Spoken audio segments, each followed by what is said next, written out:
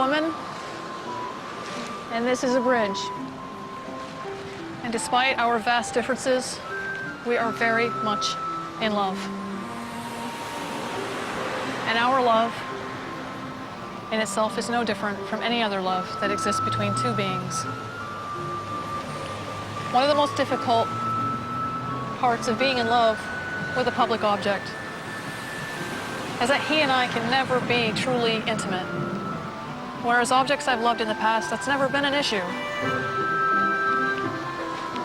I feel very, very blessed to have a piece of my sweet Golden Gate Bridge. And I just hope that when I make love with this piece of him, that he can sense and feel how much I really, really love him. Because I am in love with the Golden Gate Bridge in San Francisco. And the Golden Gate Bridge is very much in love with me.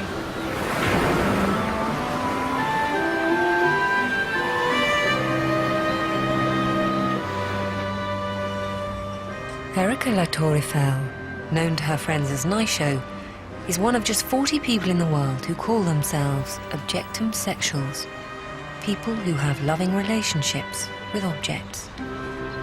Naisho has many lovers. Her most famous ones these days are the Berlin Wall and the Eiffel Tower. Her love for objects is behind her considerable athletic success. She's a world-class archer thanks to her long-term relationship with a bow. Which is not wanting to come out here. This bow is Tenchan. And it was indeed the first bow I ever fell in love with. He belonged to a guy that I was attempting to have a relationship with. And the sad part is he broke up with me because I loved his bow more than I loved his bow more than him, and he was rather offended. When you say you date these guys, does it mean you do have sex with them? Oh, no. No, we never get to that point. Oftentimes they always said, I'll be the guy that'll make her change her mind. And I never liked that attitude, so. I mean, I didn't date a whole lot of guys, but the ones that I did didn't work out simply because of the sex part. May I have your attention, please? The bow, called Lance, propelled her to become a world champion gold medalist and a record breaker. But she's been out of love with him for a couple of years now. This national championship is the first one since their relationship cooled. The competition brings back good memories.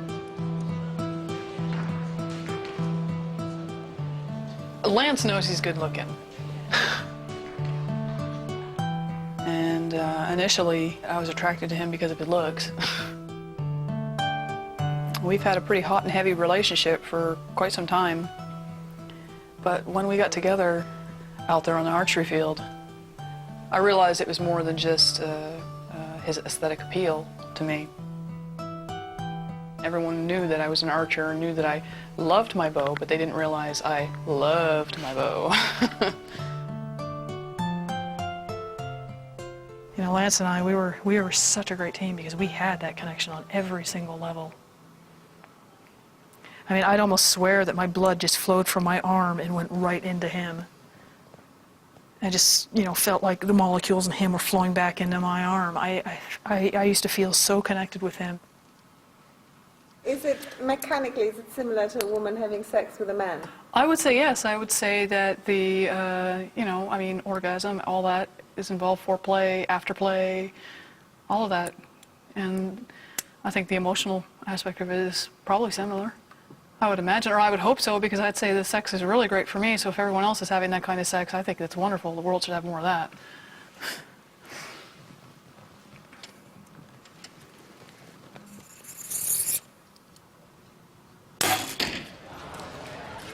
Okay, 276. Have all those shots been clean, or any of them been line breakers? Anthony is her coach and a friend who's known her for years. At first I thought it was a little strange because she would always be with her bow. And then one time I recall she told me that she slept with Lance. And my first reaction was that this is a little weird. But having known her for a couple of years and having as much respect for her, both as an athlete and as a person, I said, well, maybe, I should listen a little more closely to what this is all about.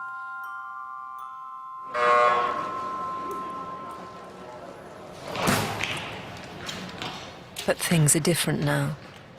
Working with an ex is never easy. Nisha no longer feels at one with her bow.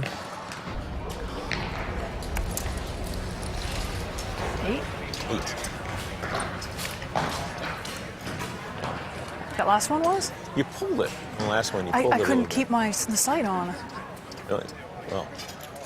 Nisha has come third in her category, a defeat for the former world champion. She doesn't even want to collect her trophy. I have very little pride right now when it comes to my archery, and I know I'm a good shooter. All right, well, that's why you should go up and get your reward. But please don't ask me to do this, and please don't be disappointed that I don't do it, but I am on the verge of having an absolute just meltdown, and I don't think I can put myself in that position. This is your third place trophy. Thank you. I appreciate you collecting it for me. Congratulations. Thank you, Anthony. Great. You did great. Mm-hmm. I know I've disappointed a lot of people. I know I've disappointed myself, but I'm trying to keep alive something that I'm not in love with anymore. And now I've put myself in an extremely complex situation because my heart decided it wanted to fall in love with something that's almost completely out of my reach. A year ago, at a private ceremony, she married the Eiffel Tower, pleading eternal love to the iconic structure. Since then, she's been losing interest in her archery career. I stand with you, Who are the objectum sexuals? Why are their passions so intense? And why do they prefer the coldness of concrete to the warmth of a human body?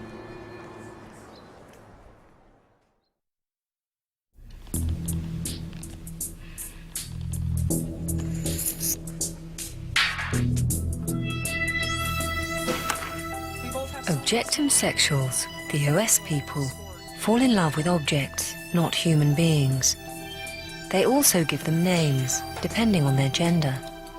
Why are some of the objects a he and some are a she? Well, gender doesn't actually, the object, obviously you can't lift up a leg on the Eiffel Tower and see whether she's male or female, but I think really what it boils down to is we can't call the object an it, because in the language that we speak, referring to something as an it instantly means it's inanimate. I just kind of get a sense of whether the object is male or female. It's Eiffel Tower, she's the Grand Madame of Paris. I mean, I didn't determine her gender, she did, obviously. I mean, I just want to be with her. Were you guys catch me having sex with the Eiffel Tower? It'd be great.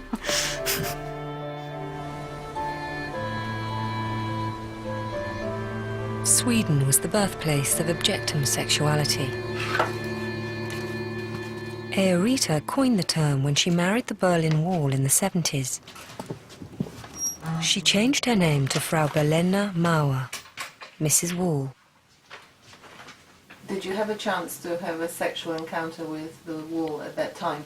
Make love, yeah, yes. You made love? Yes. Yeah? Yes, and that's private. And that was good? Yes. Was it a good experience? Yes, it was good. It was good with that one too. Yeah? Yes. Eorita used to be in a loving relationship with a guillotine.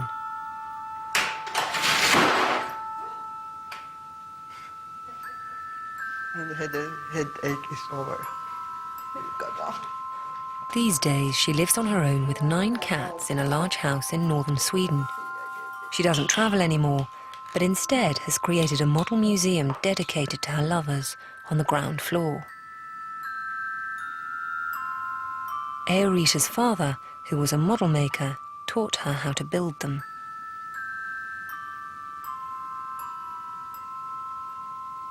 Have you had any relationships with people at all in your life? No. Men or women? No, no, no. No, no, no? No, no, no. From her house in Sweden, Aerita has had an enormous influence on other objectum sexuals around the world, all of whom are women. Before the internet came along, they were all alone. Now they can share their lives with each other. Aerita passed on her model-making skills to Naisho, who now has a collection of her own. Many of the models are of the Berlin Wall, a very special lover. I can't exactly go and curl up and sleep with the Eiffel Tower every night, nor the Golden Gate Bridge or the Berlin Wall. So I have to suffice with handcrafting models. This particular wall in Berlin, I have a very, very deep relationship with, and so he's pretty special. Naisho loves the models and is intimate with them too. She usually carries at least one of them at all times.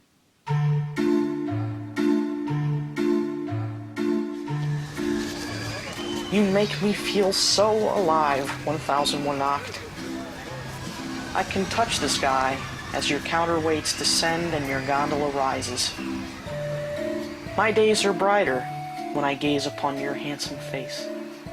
Amy Wolf, like Naisho, is also a member of Aerita's internet group. I'm glad that I'm alive, so I can fly with you. Amy's main lover is a humble fairground ride called 1001 Nacht. Amy is also in love with this little banister called Lou in her bedroom. Do you sort of think about him then as you're holding him like this? Mm-hmm. Yes. What type of thought is in your mind? Comfort. Peace. Warmth. A feeling of being loved. Happiness. Hello, Naisho. Naisho has flown in to meet her. Hey, how's my girl doing? It's good to see you. It's good to be seen. Tie-dye as usual. Yes, Nice. that's my trademark. Very cool. Hey, 1001 Nacht, how you doing? He says he's doing great. He's looking forward to seeing me Oh, tomorrow. my boys are kind of still mad at me because they're wrapped in plastic over Oh, The two love to visit New York, an OS paradise full of seductive structures. You can feel the energy in the city, and it's not all from the people. No. I mean, it's more, actually, I think it's more buildings than people. Yeah. Oh, definitely. I mean, look at that building right there. I like that. It's See, all glass. I like the ones with glass. Oh. Yeah, I like glass. I like glass. I like steel. I like aluminum. I really like aluminum. I mean, I don't know how an OS person could survive in this city and stay sane with all the magnificent objects here. The Empire State Building is one of Amy's regular lovers. I think Amy has a few words for you, so I'm gonna let you two alone, all right? All right.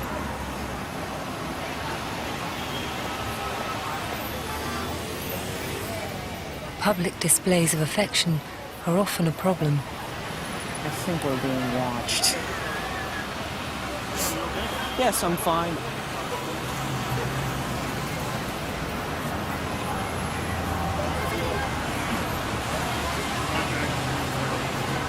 Okay, sir. I'm sorry.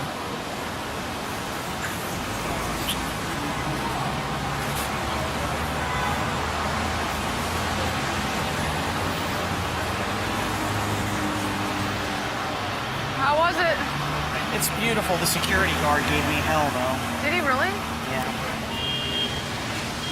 You know, every time I see the city and, you know, look at the World Financial Center that's in front of where the Twin Towers used to be, I'll just never get used to it. You know, used to him being gone. To Amy, the Twin Towers is a single entity, a he, and she still loves him, even though he's now gone. I'll always care for you. Somehow in Amy's mind, her love for the Twin Towers has made her parents' divorce and disasters that followed more bearable. After my dad left, after my mom suffered cancer, after we lost our home and everything in it, after we both lost our jobs, twice in our 6-year relationship together, I came close to taking my life. But my love for him and for his spirit gave me the strength and the courage to stay alive, to not take my life. I will always have a place in my heart for you.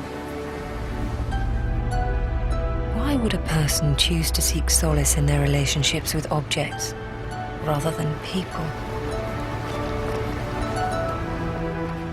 Amy lives with her mum in Allentown, not far away from New York. Our family was always dysfunctional. I was always under constant stress. I worked 2 jobs because my husband was out of work more than he was in work. My dad was always very distant and very disconnected from the rest of the members of his family. If you look closely at the picture, you can almost see in his eyes that he is distant. I am holding a small red container in my hands. I've always, all my life, had some kind of object close by that I've loved and found comfort in.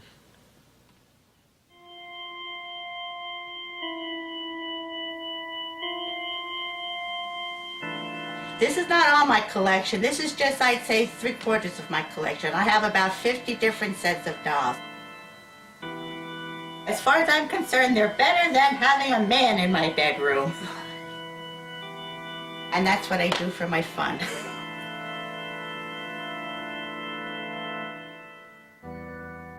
Amy was identified at age 3 as developmentally delayed.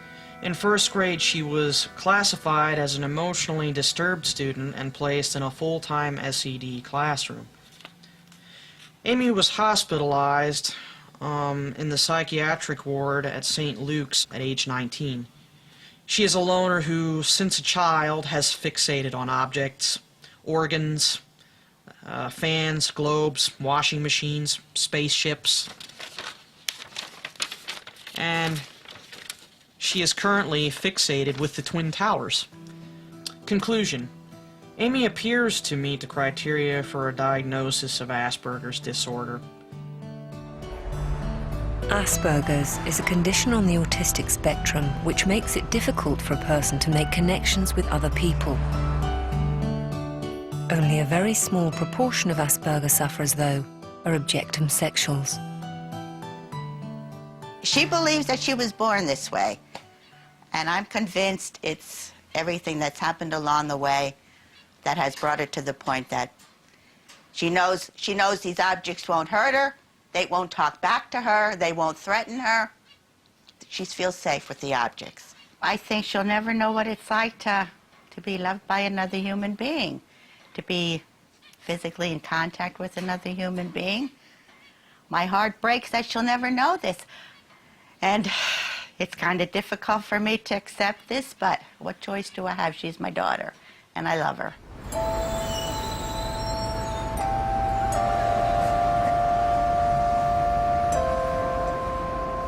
For every lover I've ever had, I will always have a place in my heart for all of them. I think I can speak for many people in the respects that we would like to find a lover and be able to stick with that lover and just settle down and grow old together. I long for that very much, but I guess I suffer what they call the 7-year itch, because that's when it seems to happen, when the relationships fizzle out. I love this part that's coming up. It's not unlike one of Bach's chorale preludes, and I think because they're German, they adapted this right here.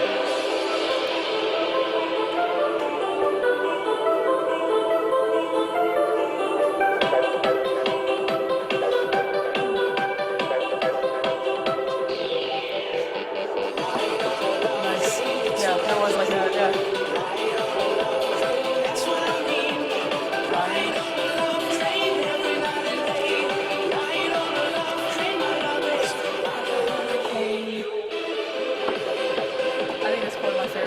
Like a hurricane. Yeah. It feels like that sometimes in your heart. Yeah, when it you're does. so caught up in It's it. just a rush of emotions. That's what love does to you. Yeah, well, it's this magic dream that's, it's great.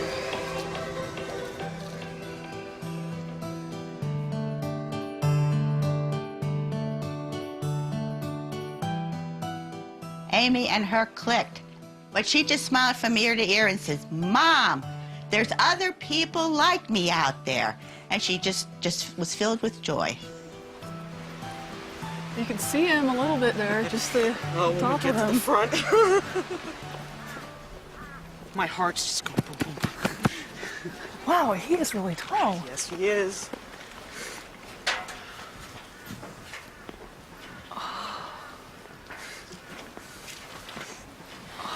Oh my God! After 5 months, it's good to see you.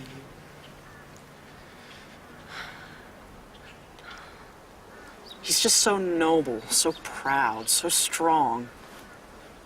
I not only love him for a sexual attraction, I mean, we're not talking about fetish here. I love him as a mate. I love the roundness of his counterweights at the top. I love him for the narrowness of his jibs.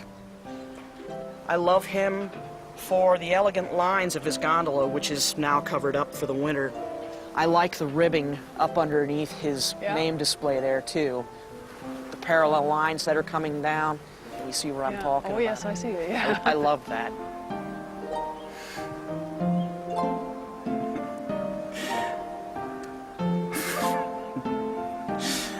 I'm thinking, oh, geez, you know what I'm thinking about. This is very personal.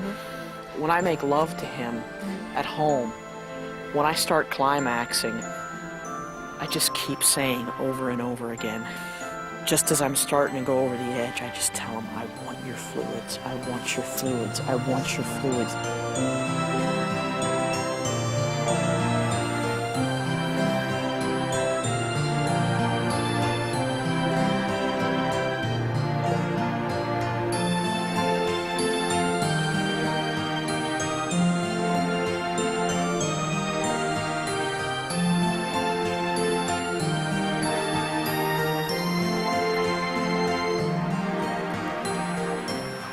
I did not expect to find a fence like this here at all. He's perfect. I mean, this is the shape that I like so much. These angles, fabulous.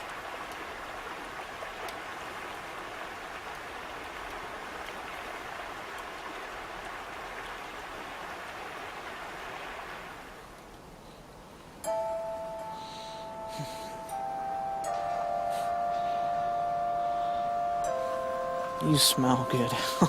God, you smell so good.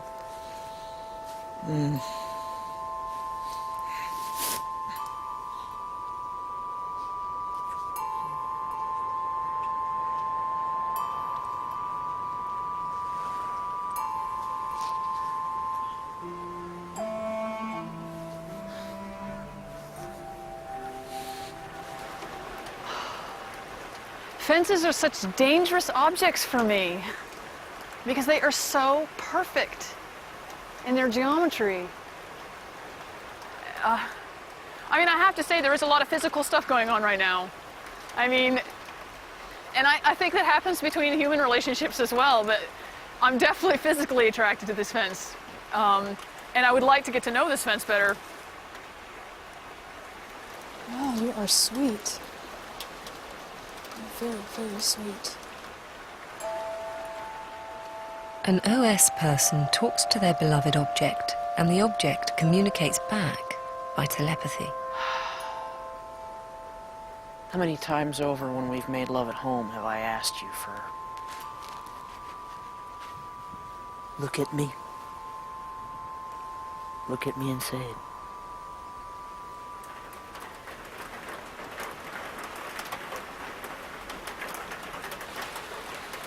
I don't want to go. I'd rather stay here with you. It's never really goodbye to anyone.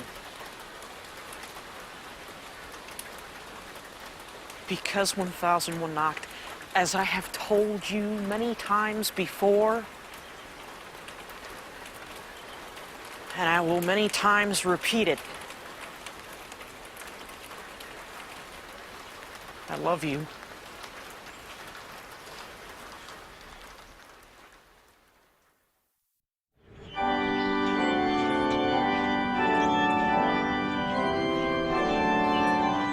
Amy loves objects, not people, in a romantic way. One of her more exotic lovers is a church banister, whom she calls Strader. There was a newlywed show on the other night, and they asked the question, what's the oddest place you've ever had sex in? And I laughed because I don't think any of them could have had sex in a more odd place than I did, in the church. So what happened? I'll put it this way. No different than what happens between a man and a woman. All the foreplay and the ultimate act that we all go through. And the after effects, the what some people refer to as post-coital bliss.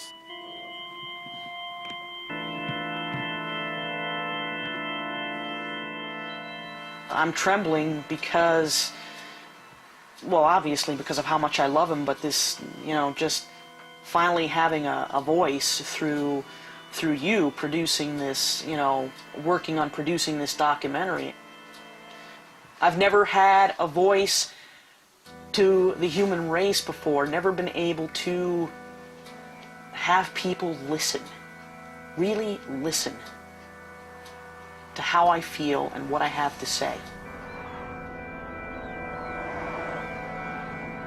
Most of the time, an objectum sexual is alone with their beloved object, or just the image of it. People can love objects, but they love them to a certain degree, more or less for practical purposes.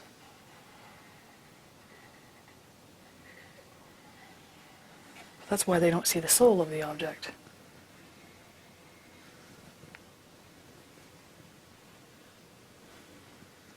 Whereas when you truly are interested in an object, and you're willing to bare your soul, then you see theirs.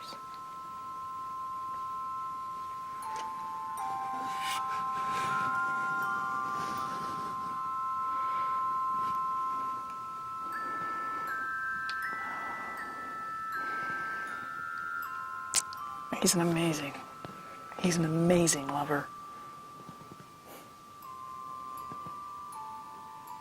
He really is.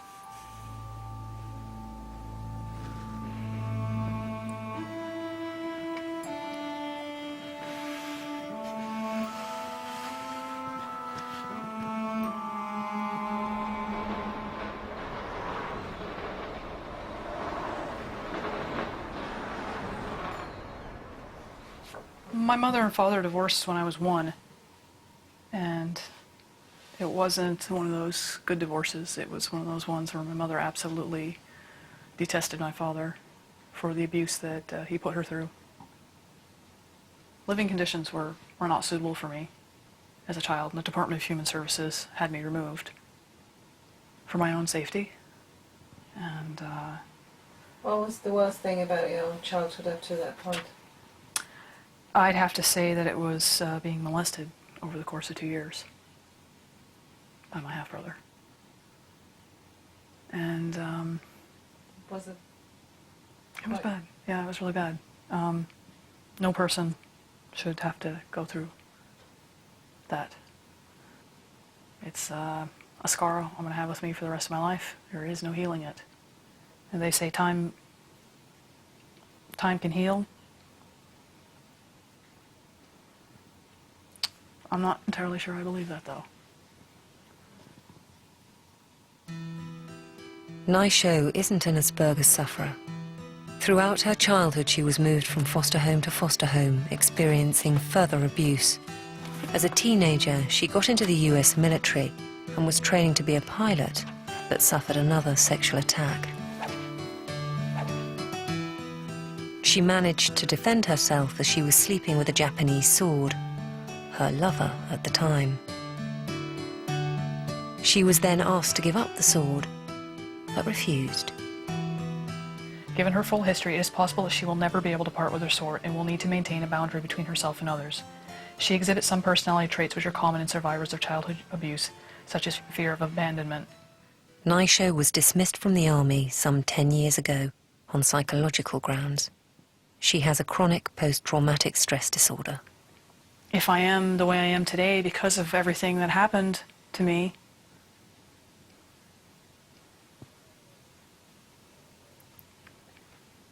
then I'm all right with it. Because I wouldn't change who I am now.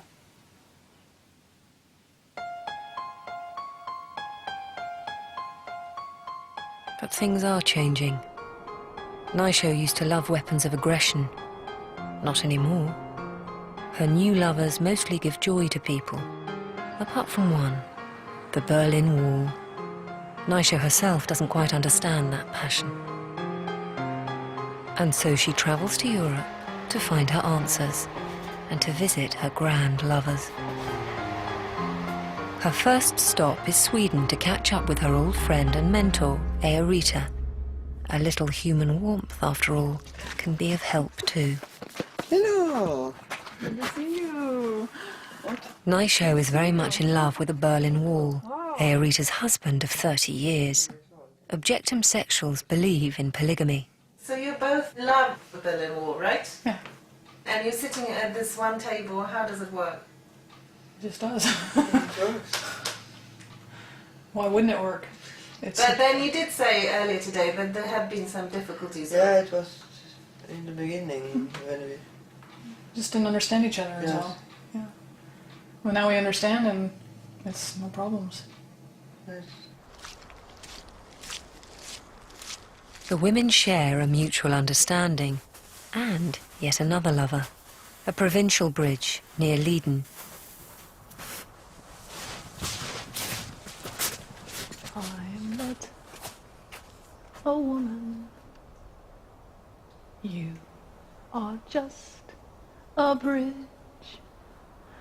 and to the world you serve your course, and they expect me to.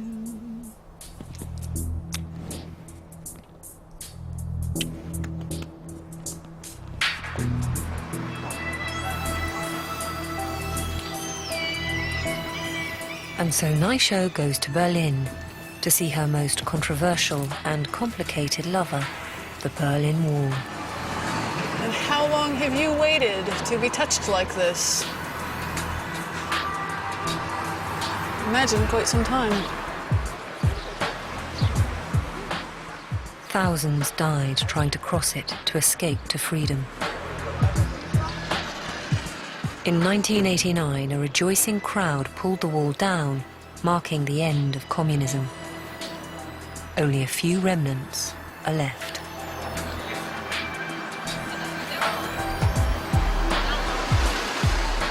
The Checkpoint Charlie Museum is devoted to the memory of those who died crossing the Berlin Wall. Naisho wants to learn more about the history of her beloved, but it's painful.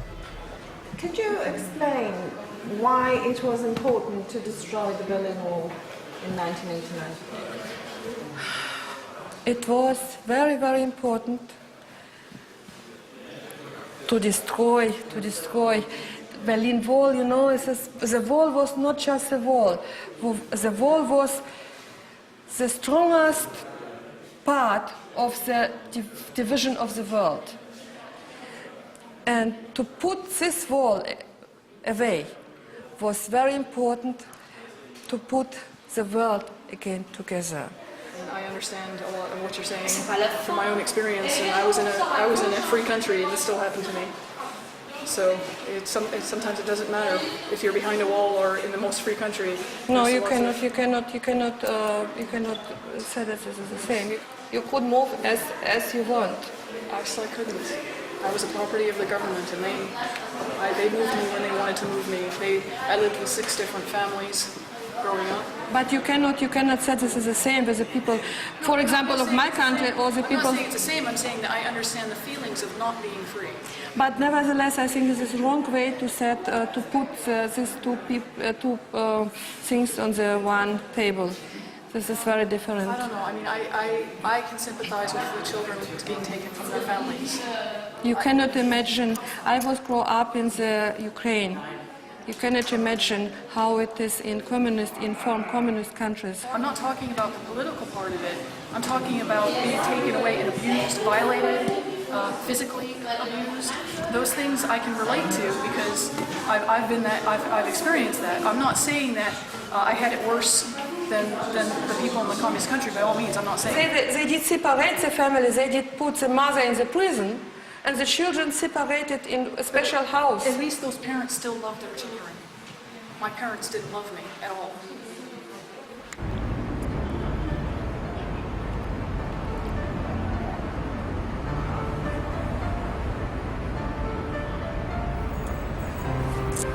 I tried to hate you. I tried to hate you.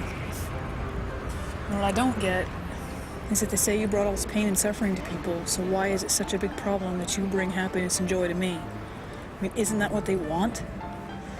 Is people to have happiness and joy?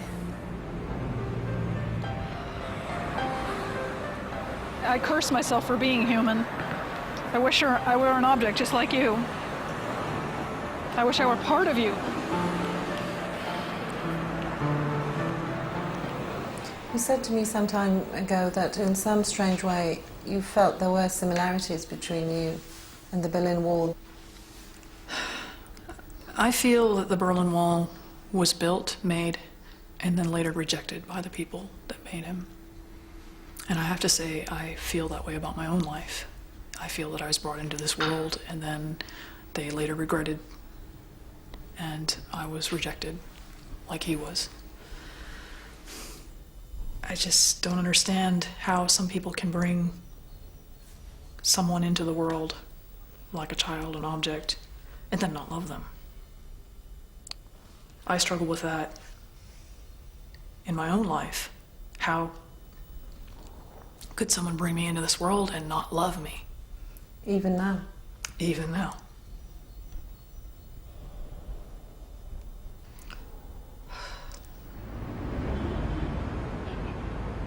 I have had so many opportunities in my life to give up and go down the wrong road and let the wounds fester inside of my heart.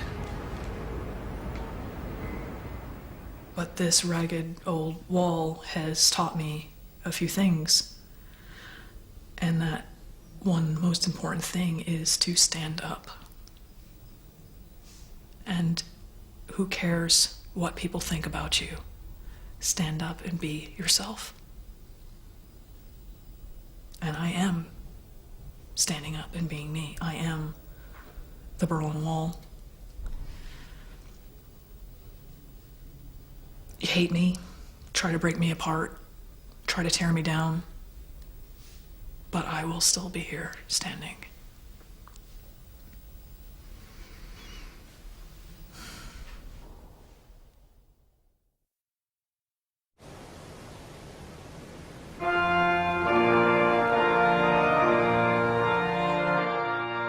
Amy's love for objects has had its problems.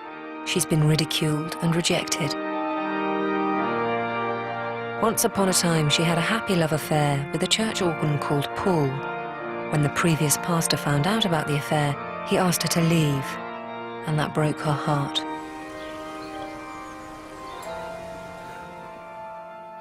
Now there is a new pastor, Pastor Mark. He's only just found out about her sexual encounter with the church banister. Amy is terrified that he too will exclude her from his congregation. The moment of reckoning is coming. How you doing, Amy? How are you? Okay. Doing all right? You doing all right? Just scared. Why? Because of how Pastor Coons was to me in the past. I wasn't sure how you'd react. Feel very hurt?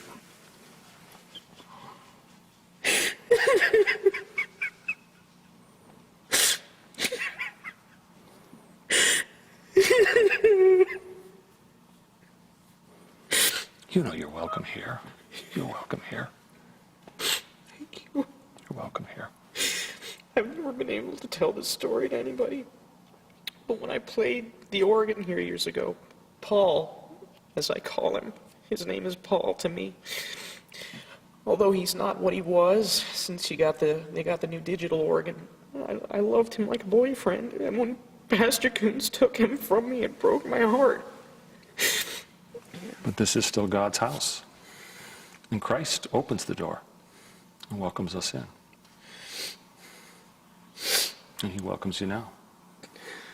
He welcomed you when you were baptized, and he welcomes you every time you come to this table, at this rail. Shall we pray?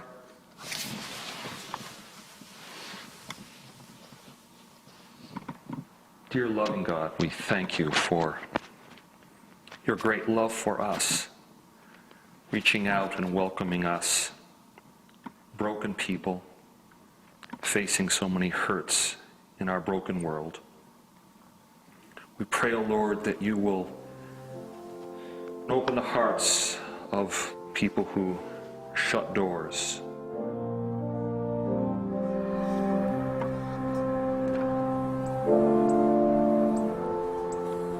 How big it? This is scale 1 to 20. Despite their differences, the curator of the Checkpoint Charlie Museum in Berlin has commissioned Naisho to build 6 new models of the remnants of the Berlin Wall. I want to have all your models for the museum. The contract is worth 10,000 euros. Who knows? Maybe it does mark a new beginning in Naisho's personal development.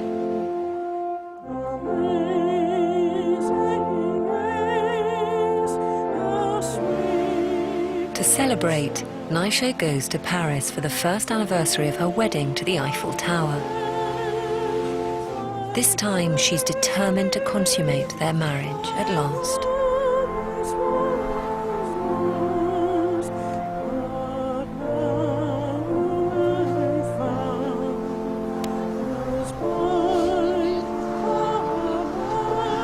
This is the spot. This is where I was married.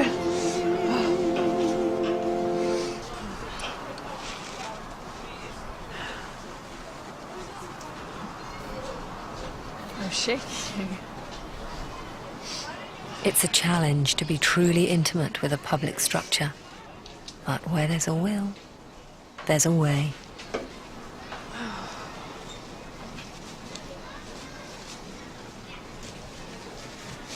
Oh, boy. Well, every time I come here, I always feel that there's some distance, some barrier between her and I, but now that barrier is gone. I mean, I'm one with her. I'm connected to her. I mean, there's nothing between us right now. I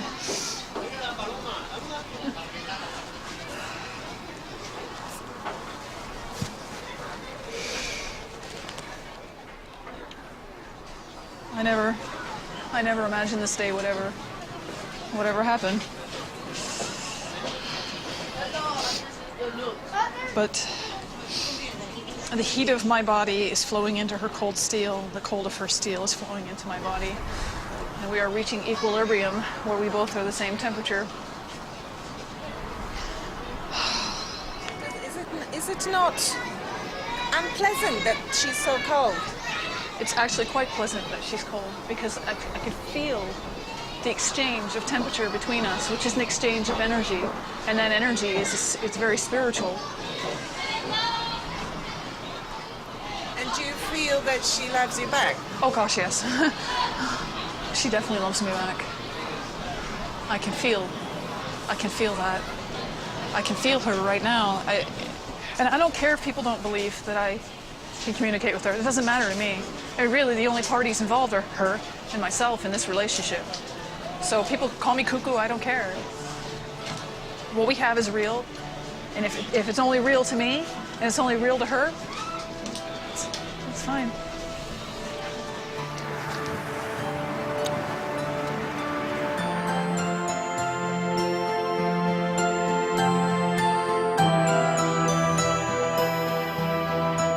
Next week, nudity. Hidden Lives returns with the story of 3 couples who spend their lives naked.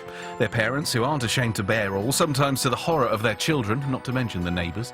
Naked Parents, next Wednesday at 10.